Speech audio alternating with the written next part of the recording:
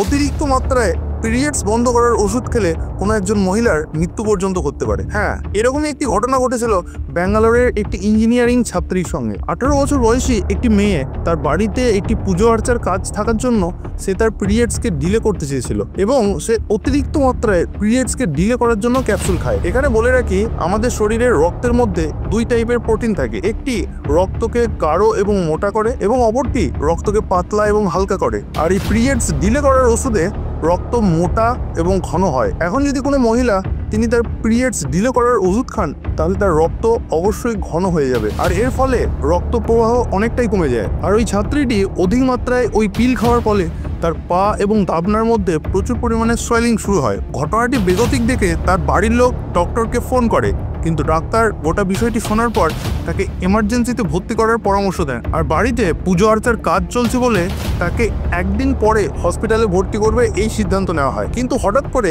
রাতের বেলায় তার গলায় প্রচুর পরিমাণে সোয়েলিং হয় এবং মেয়েটি শ্বাসকষ্টে মারা যায়।